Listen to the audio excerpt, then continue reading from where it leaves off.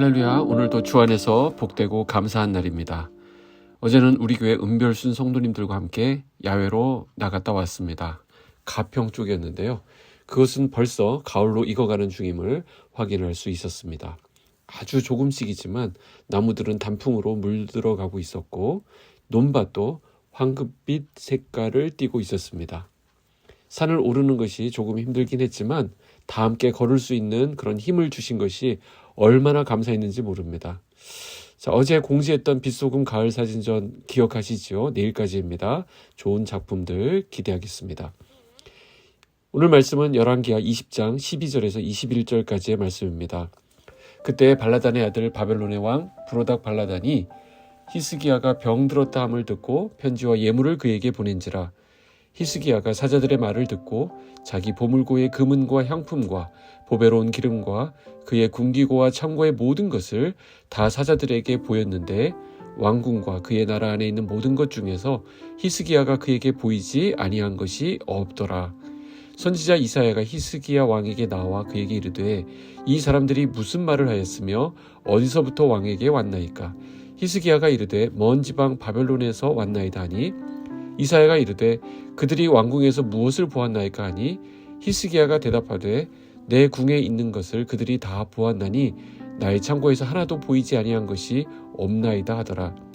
이사야가 히스기야에게 이르되 여호와의 말씀을 들으소서.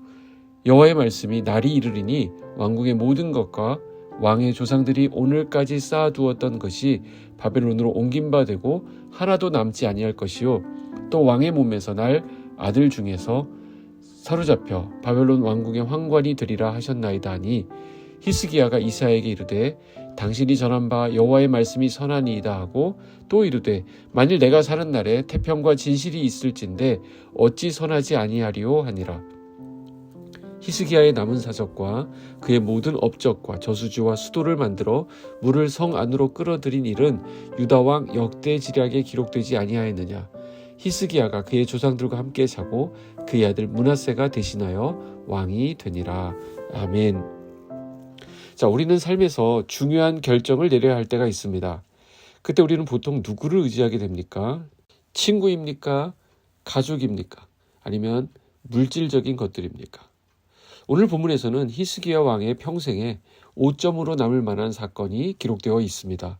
계속 지금까지 잘해왔는데 그의 인생 마지막 부분에 와서 자신이 의지해야 할 분이 누구인지를 순간 잘못 판단함으로 나라의 미래를 위태롭게 했던 이야기가 나옵니다. 정말 안타까운 일이죠. 자, 이것을 통해 우리는 진정 누구를 의지해야 하는지 깊이 생각해 보게 됩니다. 남유다의 왕 히스기야가 죽을 병에 걸렸다는 소식은 이웃 나라에까지 알려졌습니다. 이 소식을 들은 바벨론 왕은 사신들을 통해서 편지와 예물을 히스기야에게 보냈습니다.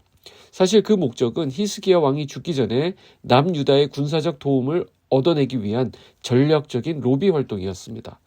하지만 바벨론에서 온 사절단이 도착했을 때 이미 하나님께서는 이사야 선지자를 통해 히스기야의 병을 고치신 상태였습니다. 히스기야는 얼마 전 아수르와의 전쟁에서 죽을 뻔한 위기에서 벗어난 적이 있고요. 또 최근에는 죽을 병에 걸렸다가 기적적으로 나음을 입었습니다. 그의 마음은 당연히 기쁨으로 가득 찼을 것입니다. 그런 상황에서 바벨론 왕이 보내온 사신은 이 히스기야를 굉장히 기쁘게 했습니다. 편지와 예물이 도착하니까 히스기야는 한순간 교만에 빠지고 말았던 것입니다.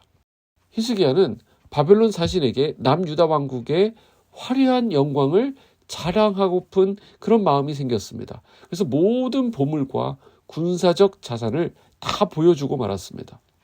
13절이 그 내용이죠. 히스기야가 사자들의 말을 듣고 자기 보물고의 금은과 향품과 보배로운 기름과 또 어디까지 보여줍니까? 군기고와 창고의 모든 것을 다 사자들에게 보였는데 왕궁과 그의 나라 안에 있는 모든 것 중에서 히스기야가 그에게 보이지 아니한 것이 없더라. 자, 왜 이렇게까지 할까요? 자, 히스기야는 바벨론 사절단에게 남유다의 모든 보물을 자발적으로 보여주고 있습니다. 왜 이런 내밀한 일을 다 보여주는 것일까요? 이러한 행동은 매우 이례적인 것입니다. 보통 다른 나라 사신에게는 예의를 갖추어 극진하게 대접을 하는 것까지는 괜찮습니다. 그러나 나라의 재산과 군사적인 자산까지 다 보여주는 것은 상식 밖의 행동입니다. 그만큼 히스기야는 자신이 얼마나 지금 강력한 왕궁에서 살아가고 있는지, 자기가 얼마나 부유한 나라의 왕인지를 뽐내고 싶었다라는 것입니다. 역사적인 문헌을 통해서 히스기야의 또 다른 속셈을 짐작해 볼 수 있는데, 그는 군사력이 강한 이 바벨론과 동맹을 맺으려 했던 것입니다. 그래서 자기 평생의 골칫거리였던 아수르의 침략을 저지하려는 의도를 가지고 있었던 것으로 보입니다. 그러나 이것은 하나님을 의지하지 않고 이방 나라를 의지하려는 행위로 하나님께서 보시기에 기뻐하지 않는 일이었습니다. 전에 자기가 죽을 병에 걸렸을 때는 이사야 선지자를 불러서 막 기도하고 하던 그 히스기야가 이런 중요한 일을 앞두고 이사야 선지자를 배제한 채 자기 독단적으로 이렇게 결정하는 모습이 참 아쉽습니다. 그래서 14절에서 18절에 보면 이사야 선지자는 히스기야에게 하나님의 메시지를 전합니다. 히스기야가 바벨론 사신들에게 모든 보물을 보여준 후 이사야는 히스기야의 행동을 책망하면서 바벨론이 결국 유다의 그 모든 보물과 자손들을 포로로 끌고 갈 것을 예언합니다. 이것은 바로 히스기야가 한순간 교만한 마음이 들어서 하나님이 아닌 인간과 그들의 군사력을 의지하려 했기 때문에 주어진 경고입니다.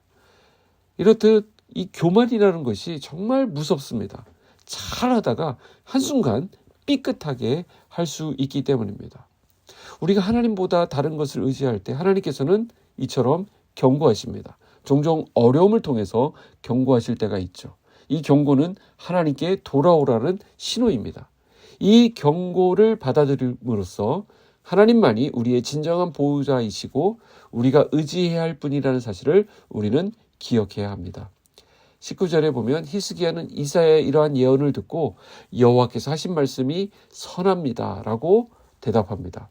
그는 자신이 저지른 실수를 깨달았고 하나님의 뜻을 받아들이는 모습을 보여줍니다.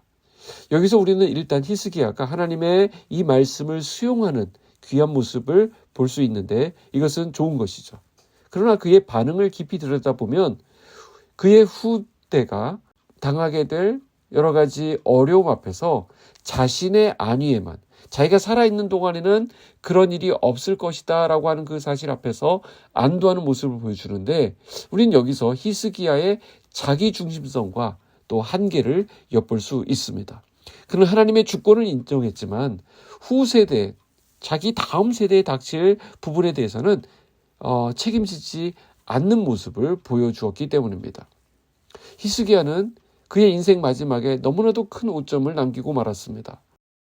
히스기야는 한평생 하나님 보시기에 정직하게 잘 살아왔지만 그 한순간의 방심이 그의 인생에 지울 수 없는 오점을 남기게 되었다라는 것입니다.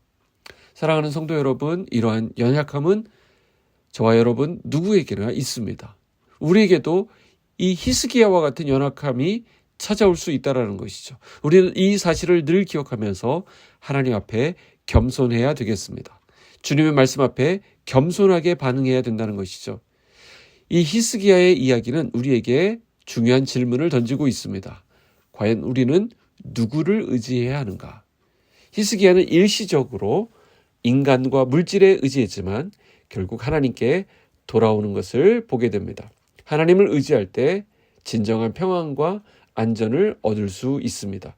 세상의 그 어떤 것들도 하나님보다 더 강하고 신뢰할 만한 것은 없습니다. 중요한 순간마다 우리는 오직 하나님만을 의지해야 합니다. 오늘 이 하루 우리의 도움이 어디서 오는지 확인하는 은혜가 있기를 소원합니다. 내 속에 감추어져 있던 그 교만이 튀어나오지 않도록 주님의 말씀 앞에 다스림을 받는 우리 모두가 되었으면 좋겠습니다. 겸손하게 하나님만을 의지하시는 귀한 하루가 되시기를 주님의 이름으로 축복합니다. 기도하겠습니다. 하나님 아버지 감사합니다. 오늘도 말씀으로 이 하루를 시작하게 하시니 감사합니다. 오늘 우리는 히스기야 왕의 삶을 통해 이 교만이 얼마나 무서운 죄악인지를 깨닫게 됩니다. 겸손으로 시작했다가 교만으로 마치지 않도록 우리를 주님의 손으로 붙들어 주시옵소서. 우리의 삶의 시작도 과정도 그리고 그 마지막도 모두 겸손의 자리에 있을 때 하나님의 은혜를 온전히 누리는 복된 인생이 될 줄로 믿습니다. 주님, 오늘 하루 우리 마음에 주님을 닮은 그 겸손을 굳건히 심어 주시옵소서. 예수님의 이름으로 기도하옵나이다. 아멘.